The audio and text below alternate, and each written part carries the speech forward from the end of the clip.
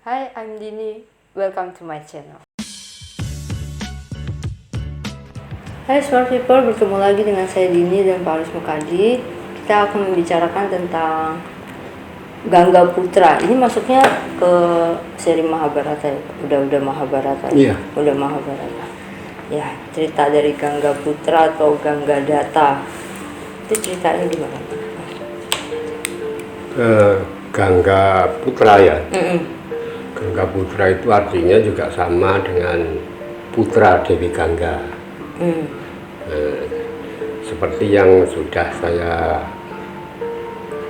katakan kemarin tentang bagaimana Dewi Bidadari Gangga itu turun ke Marcopodo menjelma sebagai manusia toh.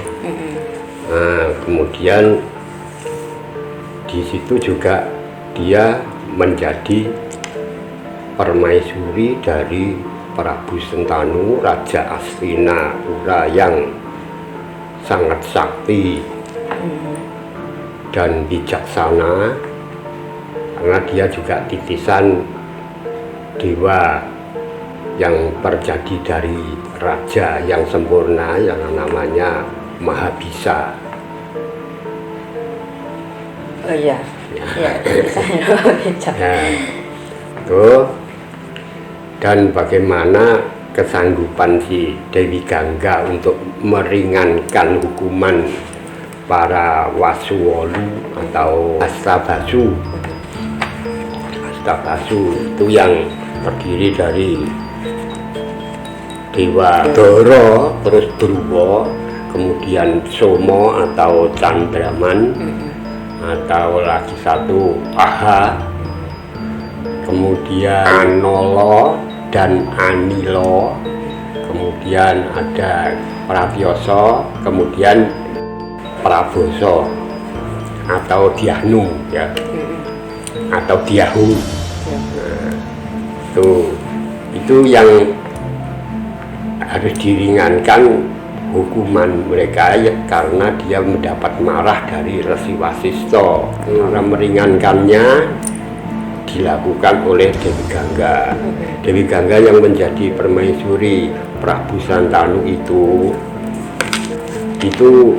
hidup dengan rukun dan bahagia ya.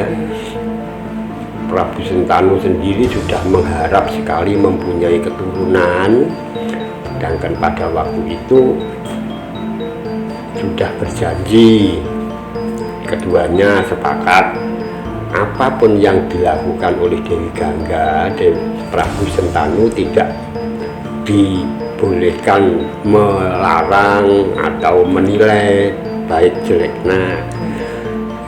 Kalau sampai melanggar janji itu, Dewi Gangga akan pergi, maksudnya pergi meninggalkan si Prabu Sentanu.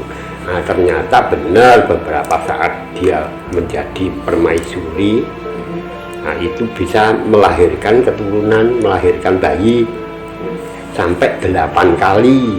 Nah, tapi tidak tahunya si Dewi Gangga ini mempunyai tabiat atau perbuatan yang aneh. Bayinya itu lahir pasti dibawa ke Sungai Gangga, itu yang sudah saya ceritakan kemarin. Nah, Pak, itu Santanu tuh kalau ngerti nggak sih kalau dia tuh titisannya dewa itu Ya, Mahabisa? enggak. Dia nggak ngerti. Orang yang bisa tahu gitu titisan itu maksudnya nggak ngerti. Itu titisan itu urusannya para suci. Kalau ini manusia biasa yang nggak mikir itu, mesti mikir kebutuhan sehari-hari kayak kita itu. Setelah Dewi Gangga membawa Gangga Data atau Gangga Putra itu pergi, nah, Sentanu ini hidup seorang diri kan, nggak punya permaisuri dan belum punya anak, hidup di kerajaannya di Astinapura, tapi dengan kecewa atau dengan kesedihan, tapi tidak melupakan dharmanya sebagai seorang raja yang harus menata kawula dan lain sebagainya, ya, dihibur-hibur sendiri hatinya gitu kan. Akhirnya pada beberapa tahun kemudian dia ingin apa ya, melihat petilasan berpisahnya gitu. Berpisahnya dengan Gangga. Dia pergi ke pinggiran sungai Gangga. Sampai di sana dia benar-benar seperti melihat di dalam bayangan hatinya itu, dia melihat seorang perjaka gitu, anak-anak yang sudah dewasa gitu, itu membawa senjata panah gitu.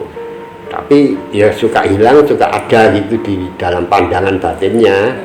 Nah, kemudian dia menyebut gini, Dewi Gangga, saya ingin bertemu dengan anakku gitu. Benar Dewi Gangga muncul. Ya kalau di situ dikatakan muncul dari air Gangga itu. Ya pokoknya dia datang sampai di situ terus ngasih tahu. Ya sekarang sudah saatnya dengan janji saya yang dulu, anak kita si Gangga Putra atau si Gangga Data atau si Dewa Brata ini saya bawa nanti pada suatu ketika akan saya kembalikan atau saya serahkan kembali ke orang tuanya ya kamu. Nah sekarang sudah saatnya anak ini sudah dididik oleh Maharsi Dewa, dari Maharsi yang sudah bersifat dewa gitu, untuk mempelajari soal Weda. Jadi dia juga pinter soal Weda, kecuali itu dia juga diajar untuk kesaktian.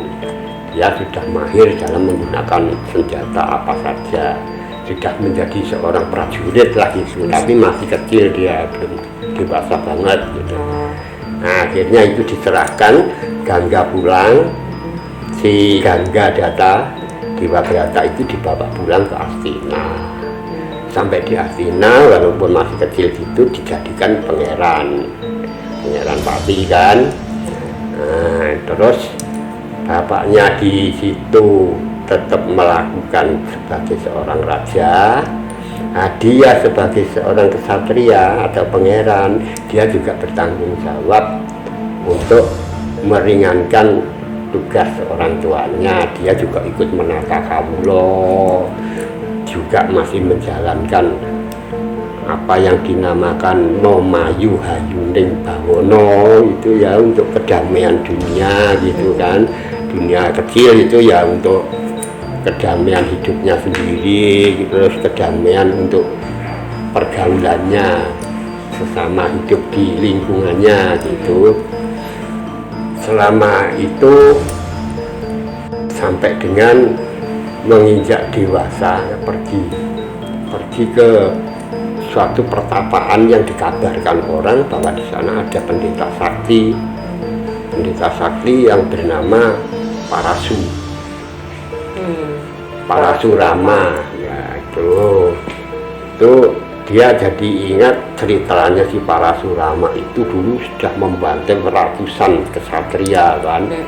Nah itu perbuatan begitu itu katanya sudah dihentikan, dendamnya dihentikan, tapi setelah dia bertemu, si Parasu itu bertemu dengan Sri Rama, dia mendapat pencerahan. Dia dikalahkan oleh Sri Rama dan mendapat pencerahan. Gandrung ini dengan kisahnya si Rama Parasu ini, si Dewa Brata berangkat menemui Rama Parasu. Dia sendiri kan sudah sakti, maka datang di situ ditanya mau apa ke sini. Nah, dia mengatakan bahwa saya harus melaksanakan memerangi sifat angkara murka. Sifat angkara itu banyak dilakukan oleh manusia yang sakti. Ya, nah, dengan sendirinya saya yang memerangi orang sakti itu, orang-orang sakti yang angkara itu, saya harus punya bekal. Maka dari itu saya datang kemari ingin berguru, ingin minta tambah ilmu kesaktian untuk bekal saya melaksanakan dharma satria tuh. Nah si Parasu sendiri kan sudah tahu kalau ini bukan orang sembarangan, apalagi dia mengatakan bahwa dia adalah putra Sentanu dari Astina dan mengatakan bahwa ibunya Gangga ini Di Romo Parasus sudah langsung, oh Gangga ini Betari, ini bukan orang sembarangan. Ini pasti setidak-tidaknya keturunan dari Dewa Dewi itu. Nah dia kamu sudah banyak ilmu, artinya kamu mau minta tambahan ilmu lagi, akan saya tambahkan yang kamu belum punya. Nah di situ sebagai murid dia adu kesaktian terus, ini ada kesaktian yang dia tidak punya, atau ini Dewi Broto. Nah, ini diajarkan gitu. Nah setelah itu lulus gitu sudah semua kesaktiannya para Surama sudah diserahkan gitu. Nah ini si Dewa Brata sudah lulus, boleh pulang Dewa Brata. Dia gede ya? Ya udah toh, ya sudah melakukan dharmanya kesatria itu kan sudah perang sudah, jadi ya belum tua gitulah. Nah, sampai di rumah diketahui bahwa orang tuanya tidak pernah keluar dan sakit. Dikatakan oleh Sentanu bahwa sakit itu karena pikiran saya yang kacau.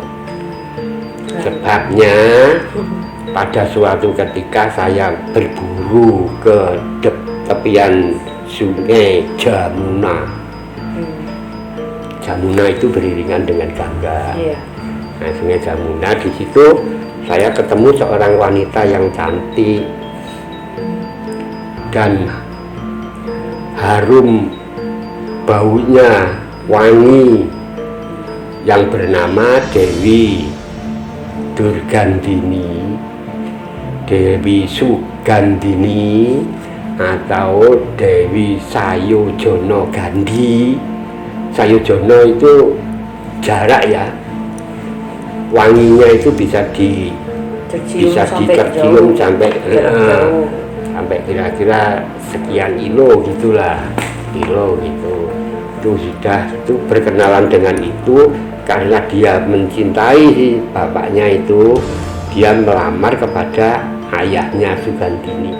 Dilamar di situ, ternyata punya keinginan Gandini mau dikasih Mas Vitis Rajabrono, kekayaan, tapi dia menolak. Saya tidak butuh itu, hanya kalau mau memperistri si Setyawati, besok kalau punya putra laki-laki dewasanya harus jadi raja di Astina menggantikan Sentanu. Nah, Sentanu kan bingung ceritanya. Saya sudah mendirikan seorang calon raja, pangerannya adalah Dewa Broto. Nah, tahu masalahnya itu ternyata si Dewa Broto tanpa pengetahuan bapaknya, dia ingin menunjukkan ke setia baktinya kepada orang tua, jangan sampai orang tuanya itu merasa susah dan sedih. Untuk bahagianya kalau itu terlaksana keinginannya, dia pergi ke tempatnya si Dewi Setyawati. Katakan di sana lagi bahwa dia ingin memboyong Dewi Setyawati untuk dijadikan permaisurinya bapaknya. Tuh seperti yang dikatakan dulu, kamu sendiri dulu udah kesini, saya ada permintaan dari Setyawati kalau punya putra lelaki agar bisa menjadi Raja Astina menggantikan ayahnya itu. Ya kalau begitu sih Dewa Broto menyanggupi, ya saya sanggupi, jadi saya tanggung. Sebenarnya saya yang harusnya menggantikan, tapi saya relakan dengan tulus demi kebahagiaan orang tuaku. Nah ini sudah disanggupi kan, saya tidak akan jadi raja. Nah, jelas gitu Dewa Broto. Udah, nanti kalau putri Setyawati punya putra, bisa langsung dijadikan raja di Astina. Ya sekarang sih tidak akan ada masalah kalau begitu. Nah, cuma nanti kalau sudah kamu punya anak, apa anakmu mau tahu persoalan ini apa tidak menuntut kerajaannya, wong kamu yang sebenarnya jadi raja. Nah, terus akhirnya saksikan, saya akan bersumpah kepada dewa bahwa saya merelakan kerajaan, rela tidak menjadi raja. Kedua kalinya saya akan menjalani sebagai Brahmanacari. Brahmanacari itu wadat, tidak akan mendekat atau memperistri seorang wanita selama-lamanya. Itu terus dia ada suara kasa, itu suara dewa mengatakan bahwa wah, sumpahmu Bismo sekali kamu itu. Bismo itu maksudnya ngegirisi, mengguncangkan dunia gitu. Ya kalau ketoprak ya sih sumpahnya palapa itu kan gitu. Nah itu terus dia boleh disebut Bismo kan. Akhirnya percaya dengan itu, terus Dewi Setiawati diboyong pulang ke kerajaan, diserahkan kepada ayahnya. Ayahnya sangat bahagia sekali, anaknya setia bekti kepadaku dan bisa menjaga perasaan orang tuanya, ya jangan sampai bersedih dan meninggalkan kewajibannya. Nah, dengan ini kamu dihadiahi oleh ayahnya satu ajian yang tidak perlu dihafal rapalnya, tapi kamu akan mempunyai umur yang panjang. Itu umur yang panjang dan kamu tidak akan mati atau mati kapanpun kalau sudah menjadi kemauanmu. Jadi mati kalau sudah kemauannya sendiri. Tuh. Berarti masih bapaknya. Itu kan. Ya kayak si Parasura apa itu kan bapaknya yang iya, ngasih. bapaknya kan Brahma, Parasura. Brahmana maksudnya. Nah, iya ya. Resi. Nah, itu kan raja juga calon resi kan, dan titisannya juga seorang dewa. Iya benar. Iya bisa.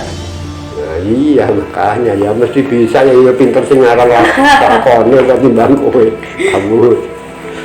Nah, setelah di situ si perkawinan antara Sentanu dengan Dewi Setiawati atau Sayu Jodogandi itu sampai melahirkan putra kembar yang dinamakan Logodo Wicitrawirya. Selama di situ sampai dewasanya tidak diolah segalanya oleh si Bismo. Jadi yang bertanggung jawab untuk kerukunan atau kesaktian atau kewibawaannya si anaknya ini Bismo. Sementara itu bapaknya sudah lengser menjadi pendeta. Nah, Bismo justru yang harus menguasai kerajaan semua, yang menata kerajaan dan menata adik lain ibunya ini juga Bismo kan. Nah, terus Itu si Setiawatinya ikut Sentanu apa? enggak di situ maksudnya, di situ terus. Nah, di situ terus. Nah, bulannya nanti sampai selesai nanti kan ngerti deh itu apa enggak. Nah, dewasanya si Citragoda diangkat menjadi raja di Astina. Yang mengangkat ya ada yang mengatakan bahwa itu masih bapaknya masih di situ, atau yang mengangkat yang jelas Bismo yang sudah berkuasa di situ yang mengangkat dengan persetujuan kedua-duanya dengan Setiawati toh. Karena turun Barata itu seakan berhenti karena raja itu keturunannya adalah si Bismo, ya kan, Bismo atau Dewa Brata kan. Tapi Dewa Brata kan tidak mau menjadi raja. Nah ini melanjutkan keturunan sama melanjutkan kewibawaan negara. Ini si Citrabada, putranya si Setyawati atau Sayujono Gandhi itu. Nah, setelah itu diangkat, tapi sayang maksud tidak sama dengan kepastian dewa, bahwa dia belum sampai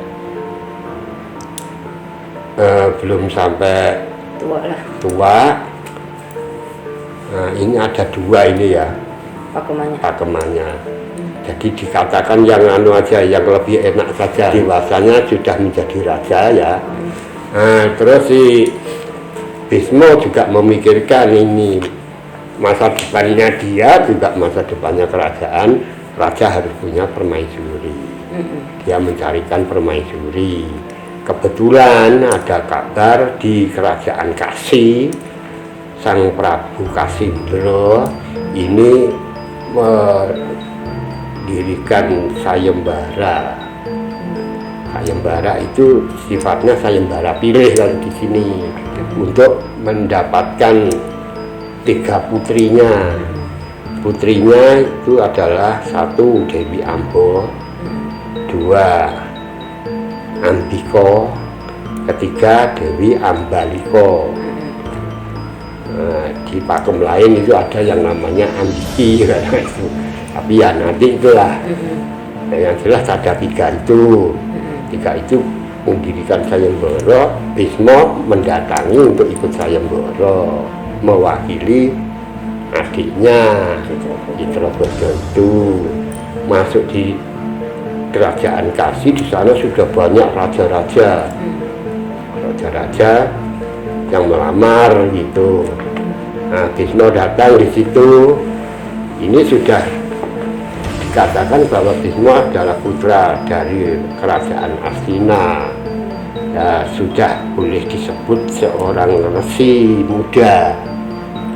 Nah, seorang resi muda karena keampuhannya ya, kelebihannya itu dia sudah terkenal dengan itu. Nah, sehingga ada beberapa raja yang merumpi lah ngerasani gitu. Ya ini katanya warga tidak mau dekat dengan wanita, ini datang lamar wanita. Tuh kedua. Culik kan.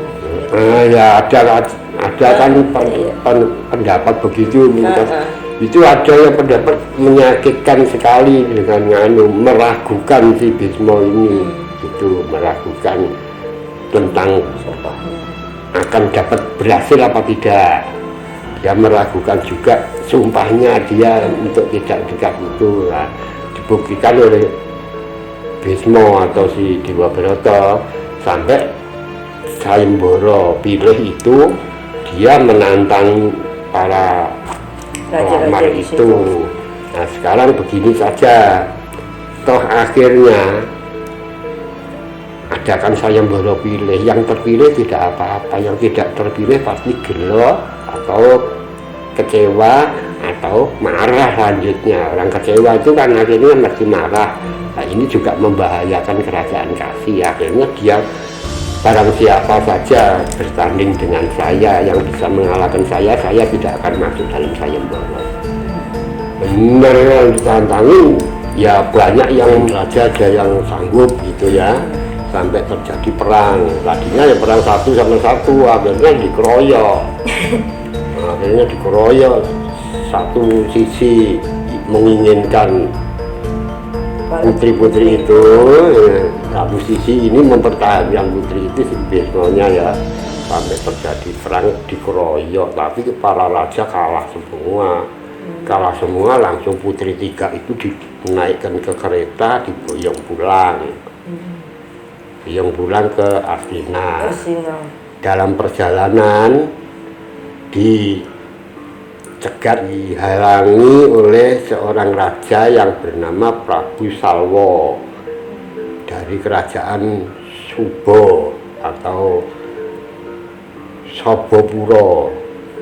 Nah, itu datang ke situ untuk merebut si Dewi Ambo yang dibawa oleh Wisma.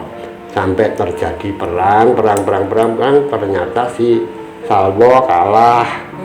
Pada saat kalah itu mau diakhiri. Si Dewi Amba mengatakan bahwa jangan dibunuh dan jangan disakiti, dia ini adalah tunangan saya.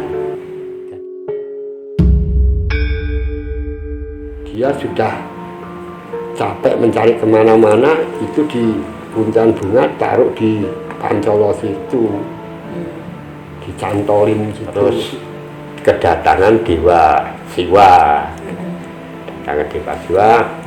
dikatakan bahwa nanti kamu sendiri yang akan dapat membunuh sama Dewa Broto itu. Tapi pada saat penitisan besok, setelah kehidupan saat ini pun ceritanya ada beberapa versi, beberapa macam pakeman atau patokan ceritanya. Ini yang diambil dari Adiparwa Mahabharata, ya, yang Adiparwa itu bahasa Jawa kuno. Umumnya Gandharwa itu adalah makhluk penghibur di kayangan, jadi pembaca Weda apa itu. Iya. Gandharwa bukan gendruwo. Gendruwo itu jin.